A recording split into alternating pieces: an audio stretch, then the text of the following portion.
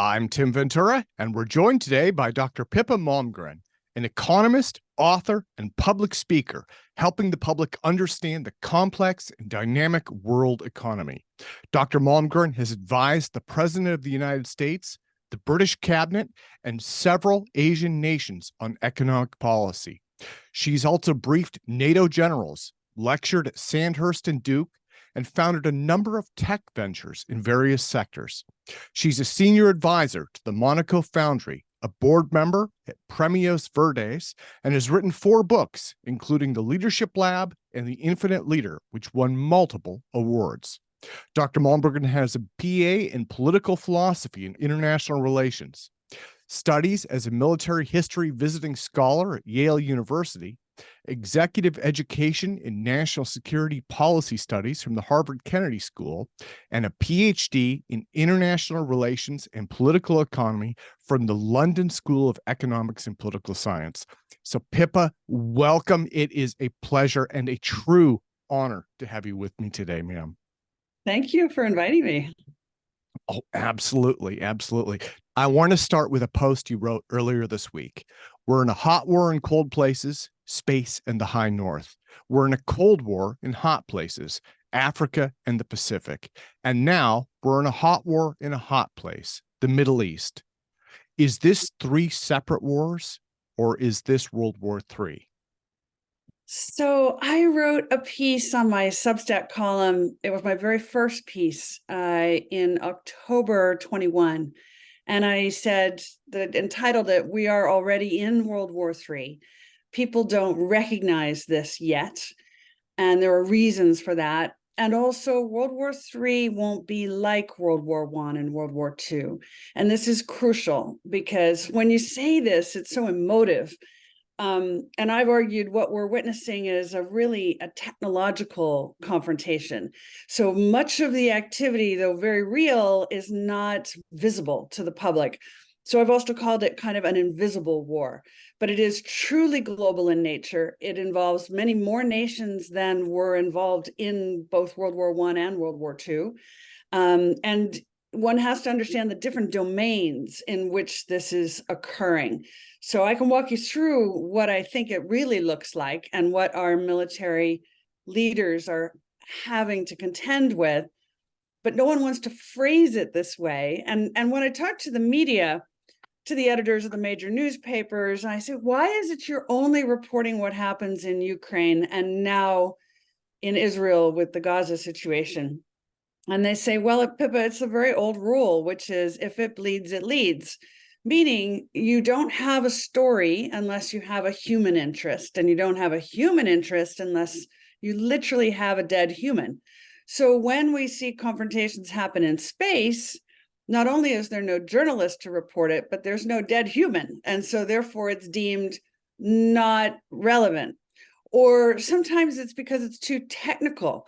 So a lot of World War III, in my view, is happening in the naval domain, and particularly underwater, and this sort of combat around subsea internet cables. And the media guys say to me, well, people don't understand that Wi-Fi and the internet depends on these cables, right? They think electricity comes out of the socket in the wall, and they think Wi-Fi is just in the air.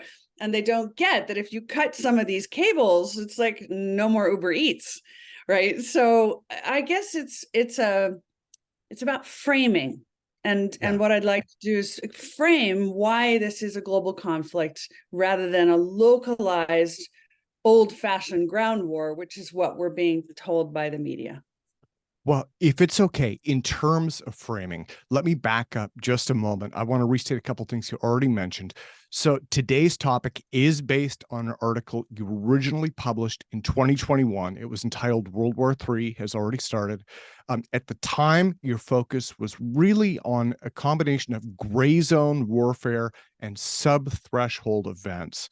And again, these are the things that you're talking about. Threats on orbit in space, right? This is something that's well known in the defense industry, where satellites are basically playing tag with each other in orbit. in a dangerous way.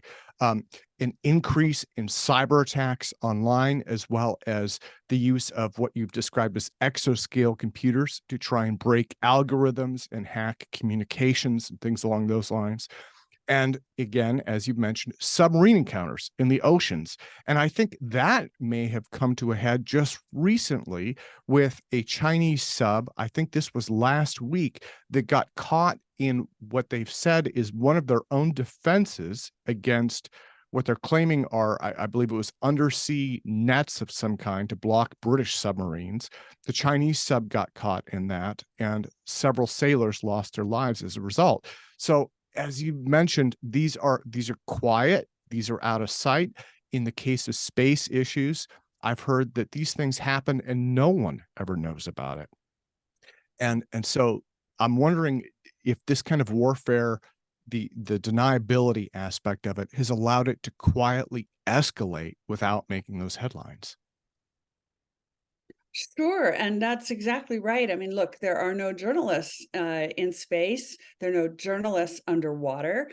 In any naval confrontation, and in a sense, space is a naval space as well. There's no one to see what has happened except those who are actually conducting the conflict itself. And why would you want to explain this to the public if you didn't have to? But now we're in a situation where people do recognize that we have an alignment between particularly Russia and China. The relationship between the United States stroke NATO and both of those countries has really broken down, to say the least. And so now we have, Russia threatening nuclear weapons. The Bulletin of Atomic Scientists, who are probably our leading experts on that subject, say that we're closer to a potential event than we have been since the Cuban Missile Crisis. So given that situation we find ourselves in, it behooves us to stop only talking about what is, in the public domain and how it's been framed, and instead to step back and say, okay, what is our actual real situation? And how are we managing that? I mean, the internet is full of conversations about how to manage the conflict with both Russia and China, but very little thought I'm finding is going into what is the end result that you want, right? You can talk tactics and maneuvers, but what are we trying to get to? And so I've argued that now is the time to really think through an equivalent of the Marshall Plan as we did in World War II, because we know that whenever you reach the conclusion of this kind of a fight, you can't leave the vanquished in a vulnerable position, because basically you will have a fight again at some later stage. The issue is, how do you reintegrate the populations back into the world economy so that we can have one shared future together? And of course, this is a very difficult thing to talk about right now, because people are, angry beyond belief about the actual ground war that we see occurring. It's very hard to be magnanimous. It's very hard to step back and take a bigger picture view. But if you both don't understand the nature of the actual war we're in, and you don't have any idea where we're going, then it strikes me we have a really serious problem in how we ever conclude what we're in. Well, I want to tell you something that shocked me, I guess, last week. I did an interview with Dr. Lonnie Koss, the former senior policy advisor to the chairman of the Joint Chiefs of Staff. And at the end of our interview, she told me point blank, it's 1939. So back in 1939, we were fighting against the Axis powers of Germany, Italy, and Japan. Today, it appears that we have China, Russia, and Iran.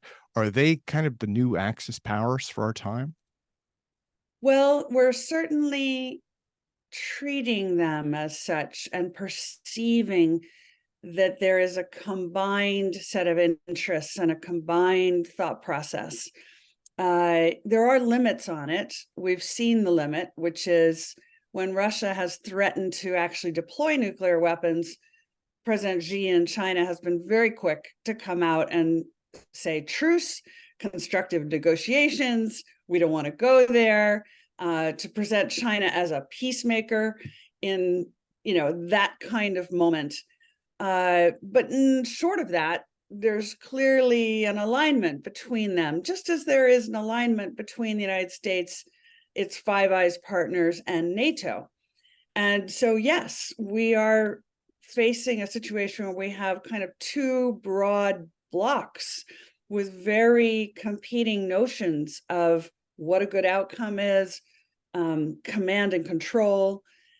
And so, yeah, I don't want to make the direct parallel that it's the Axis powers, because that implies a moral position on it. Okay. And rather than overlay that, let's look at practical terms of what is it that they're fighting for, and where could we seek agreement and collaboration, and where can we absolutely not agree. And I don't even think that conversation has really been had. I think it's difficult. Coming to terms with all of this has been tremendously difficult. And again, going back to your original story, this kind of percolated for years, right? It was bubbling under the surface and gradually escalating. And then, we saw the invasion of Crimea in 2014 by Russia. And, we've seen like the Hong Kong national security law in China, where it gradually escalates and escalates and escalates. China's been building fortified islands. And so we have little bits and pieces that have been getting stronger. And then suddenly last year, we had the invasion of Ukraine by Russia, right? And so now it's at a head and we're getting pulled into it, much like World War II. Yes, and I would go further and say, there were lots of events that were powerful signals. And I've been a very big believer that there are lots of signals that you get before the evidence shows up in the data. And so we had lots of signals before the invasion by Russia into Ukraine that something was awry. And for me, the starting point was when both Russia and China started to take action with their satellites in space. In the case of Russia, they started destroying their own aging satellites, very large, 4,000 or 5,000 pound satellites. But nobody really noticed because they're like, well, it's their satellite, who cares? But it was all about creating these massive debris fields, which some have described as, razor blades in a washing machine, but traveling at 18,000 kilometers an hour. Highly destructive. And fundamentally, that strategy is about denying others use of certain orbits. And why do we care about use of orbits? Well, the conduct of war, and frankly, the whole world economy now depends entirely on satellites. And so if you can deny access to certain orbits, that has a material impact on the balance of power here on Earth. So there were some incidents like that. We also saw very interesting incident some 50 days before the Russians rolled into Ukraine on January 6th, 2021, when someone cut what is the fastest internet connection in the world, which is on a tiny little island in the Arctic Circle. It's called Svalbard. It's nominally Norway, but it's a very interesting location. It's one of the last places on Earth that isn't a sovereign nation, but a kind of condominium of many, many nations. It's a leftover from World War II, really, frankly, even World War I. At any rate, the reason you find the fastest internet cable there is because this is where virtually all the high altitude important satellites connect to Earth. So if you cut that cable, as someone did, and they took 5 or 6 kilometers of it away so that you couldn't confuse it with hitting a rock or something, then what's at risk is, from a military point of view, satellite guidance for your missiles. But from a civilian perspective, it's potentially no more Uber Eats and, no more GPS. And we take this so for granted, but that was the signal that was being sent. And I remember at the time, it was fascinating. Sir Tony Ratican, the chairman of the British Defence Forces, came out and said, I mean, all over the Daily Mail, he was like, this is basically an act of war. And then the next day it disappeared, and it totally disappeared after that. And the reason was everybody suddenly realized, if we say this has happened, we're going to find the US and Russia are directly in conflict. Nobody wants that, because in that scenario, things go nuclear very fast. So you don't want to be in that situation. So instead, everybody went quiet and kind of hoped this would go away. But it was a very powerful signal for me that Russia was not bluffing.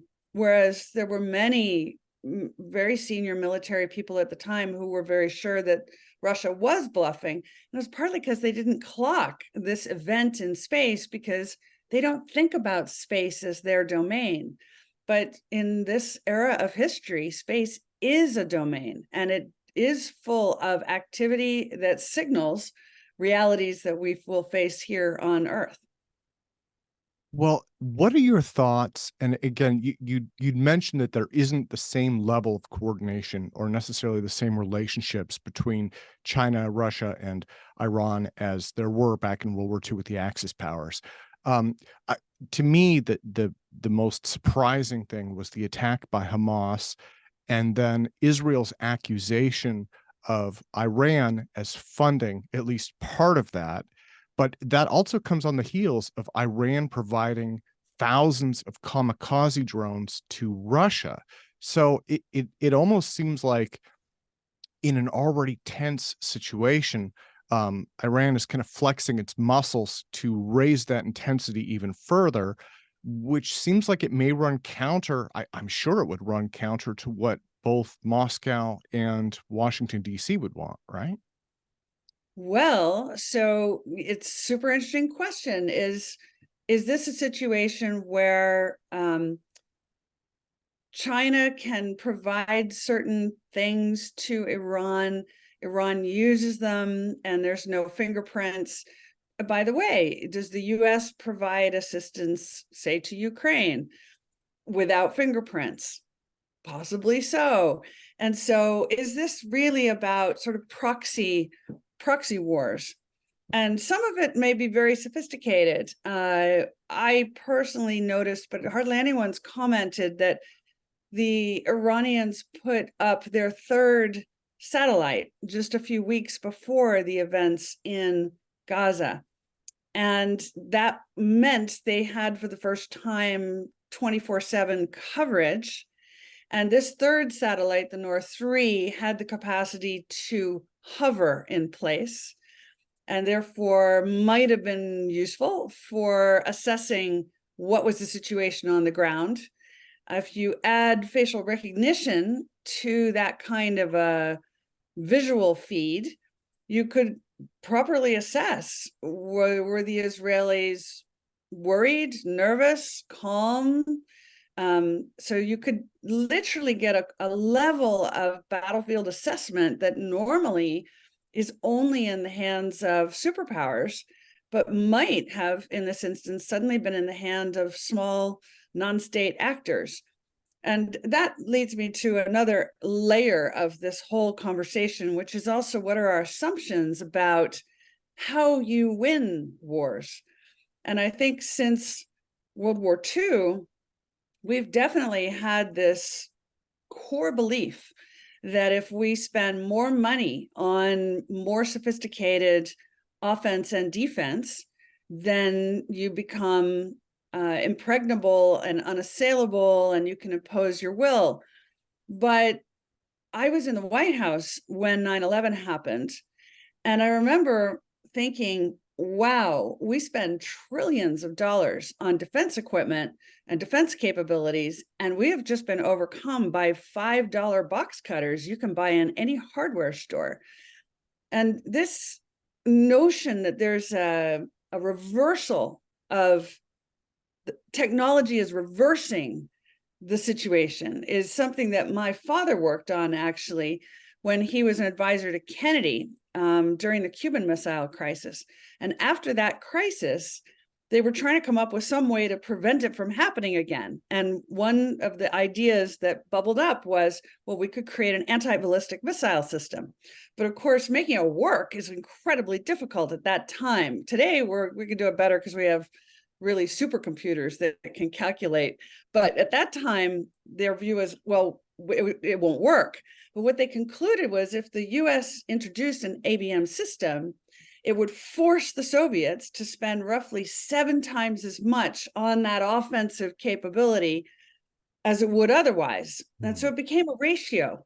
For every dollar we spend on the anti-ballistic missile system, even if it doesn't work, it forces them to spend 7.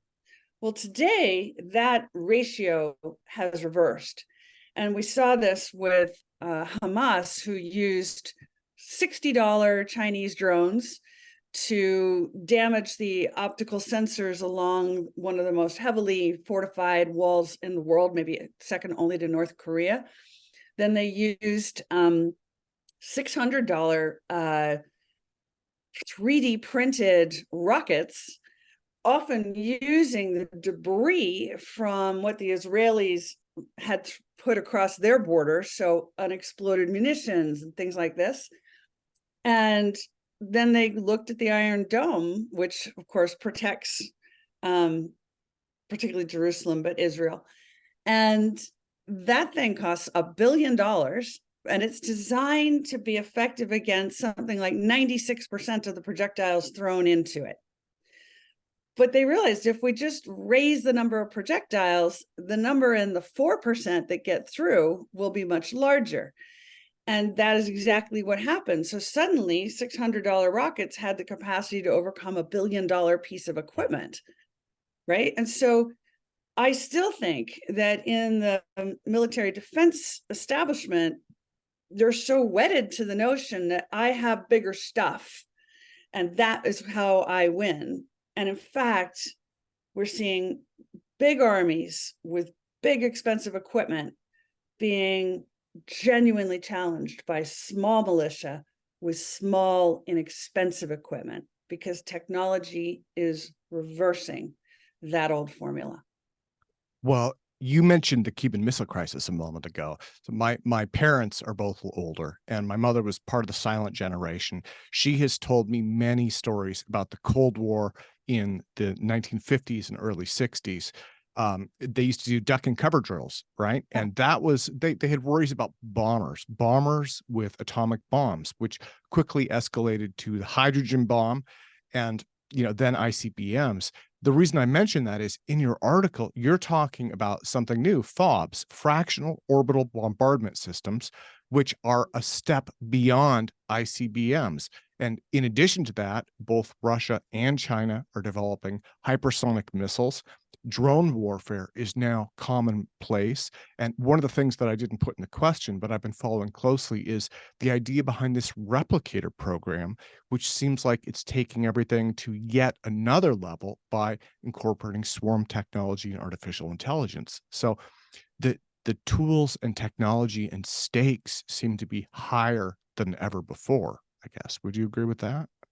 I would, and it's not surprising. I mean, the very same technological innovation that has allowed any of us to walk around with a mini computer that basically contains more computational power than we needed to get a human to the moon, that same innovation is being applied to military capability, and so not only is it more capable, but a lot of it's just plain faster. Again, when my dad served Kennedy in the Cuban Missile Crisis, they had days, they had hours, and when it got down to something like 4 hours, everyone was having a heart attack that we were really coming to the end of the world. 4 hours is a lot of time compared to hypersonic weapons where you don't have any time. And this, to me, tells us we need to have much, much greater focus on dialogue and contact because we don't have the benefit and the luxury of time the way we used to. And again, we better be pretty sure of what is the outcome that we want, right? I don't think this mentality of, we win works, and it doesn't work. It didn't work in World War II. It didn't work, in the past. We know that there has to be some kind of integration. Otherwise, we'll find ourselves back in a fight again. But this line of thinking, which was so carefully constructed and so beneficial to the United States in the aftermath of World War II, so beneficial to Europe, I'm not sure why there's so much resistance. But bottom line is, vastly more firepower has to be matched by vastly better diplomacy. That's an excellent point. And as you were talking about that, the end of Matthew Broderick's War Games came to mind. I don't know how many times I've seen that. I'll probably go watch it again this evening. But at the end of the movie, for people who haven't seen it, they run the supercomputer through simulation after simulation of ICBM nuclear warfare, and eventually it comes to the conclusion that the only way to win is not to play. And so what you talked about, a Marshall Plan as well as better diplomacy, seems like that must be the goal, because otherwise this will just continue to escalate out of control, right? Well, so my background is in trade policy, and the key thing is, what are you going to do with the 1.4 billion Chinese after you've reached the denouement of this whole situation? You can't say to them, well, you're permanently locked out of the world economy. We're just going to have a cancel culture approach to an entire country. And frankly, Russia too, right? You can't say, well, we didn't like your leader, and so the whole country is canceled, because those people will not just disappear. They will not go away quietly. They too want to have a better future.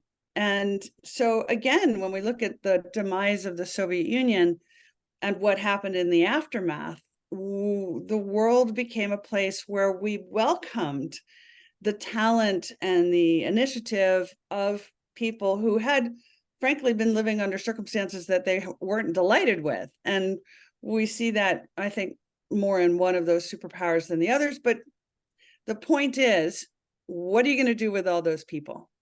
And is there a way that you can reach some kind of accommodation, some kind of agreement amongst the leadership that allows the public to have greater faith in the future and to move into that future with greater confidence? Because at the end of the day, if we don't do this, the other option is you do end up in hand-to-hand combat, and you do end up with either the threat of or use of nuclear weapons. I think nobody really wants to go there. Yeah. I honestly, in fact, we can see that now. For example, the upcoming meeting between Xi and Biden, which is it's coming very shortly. We can see clearly China has said, yes, we would like to have a discussion about nuclear weapons. And yes, we would like to open the whole playbook. So let's see what we can possibly agree on. Now, why is this happening now? I think bottom line is, geopolitics has become too expensive. It's very costly to each of these economies. It's costly to China, it's costly to the US, and it's costly to Russia as well. So is China leading the way? Because frankly, we can't have that dialogue very easily, if at all, with President Putin. It's just, that is not possible. But if China can emerge as a peace broker to a degree, is there a possibility? Now, I don't want to, diminish the current concerns that, China is potentially a more formidable opponent to the United States than Russia. They're much more sophisticated. They understand that, a tank can do a certain amount of damage, but, there are many other ways to be more sophisticated about doing damage. And so I'm not saying that, China's just a peace broker. But I am saying we can't live in a world where all three of the superpowers, loaded to the hilt with nuclear weapons and very sophisticated capabilities, keep fighting like this. That makes sense. Well, and all of these nations bring such tremendous strengths from an economic perspective as well. I did work for a blockchain company in Kazan a few years ago, and I started to learn more about what was going on in Russia. And one of the things that impressed me was the programming skills and knowledge of the Russian people are just insanely good. But in addition to that, Russia also has a burgeoning biotech industry that is absolutely tremendous. And so, even in the case of Russia, there is so much potential trade and collaboration there. And then China is a manufacturing powerhouse. I don't even need to explain how important and valuable they are. So, if there is a way to reintegrate those economies, I'm right there with you. It sounds like you're looking ahead at how we can diffuse and de-escalate this. Yeah, I mean, if we look back as well, when the Soviet Union fell apart, and again, that was so interesting that hardly anyone anticipated that was even possible. It seems such a formidable opponent and such a massive entity. The idea that it could just be gone, you would wake up one morning and it's just not there anymore, Yeah. was mind blowing. And then what happened? We discovered that there were all these incredibly talented people, as you say. The weapons systems programs had created a world-class cadre of engineers and physicists. And those skills then got translated into commercial use. And so, we literally used to hate, or at least Americans, there was this idea that you hated the Soviet Union. And then it was suddenly gone. And those same people diverted into things that we love. Now, what is a good example of that? Sergey Brin creates Google, right? Yeah. Or John Tallon creates Skype, right? It's a question of what do we do with all this human capability? We can leave it focused on fighting, but is that really what we want? And if it isn't, then there are ways to do this. And one of the things is, again, it's easy to forget what really won the Cold War. Honestly, it wasn't military capabilities. It was culture. It was rock and roll and blue jeans. It was literally the Russians becoming admiring and envious of a quality of life that was impossible to achieve under the system they had.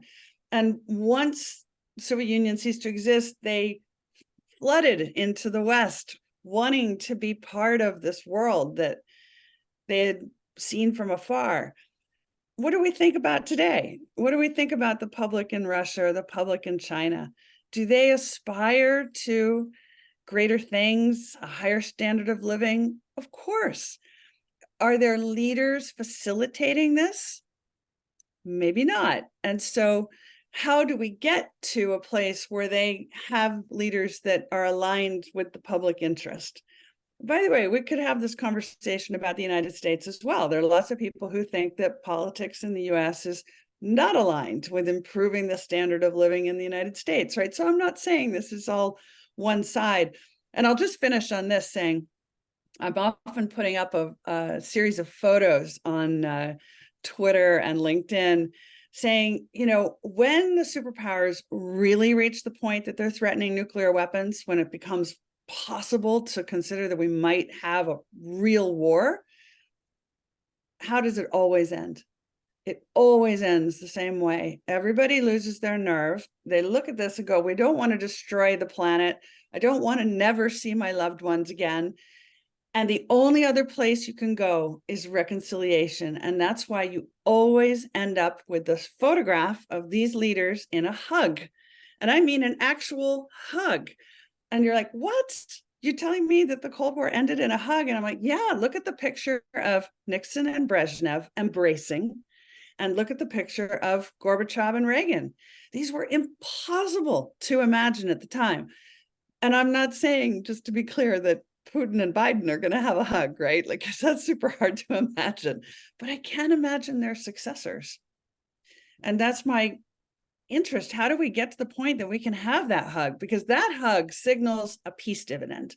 And once a peace dividend reappears on the landscape of the world economy, then we're all off to the races again. And that's really the direction of travel that we want, rather than ending up in a genuine military kinetic conflict amongst the superpowers. I think that says so much. Thank you so much for your time today. Again, truly a pleasure and an honor.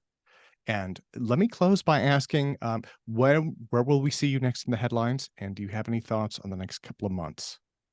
I'm not sure if you do or not, but if so. Oh, well, I am always writing about the nexus between geopolitics, world economy, and technological innovation. It's where these three converge.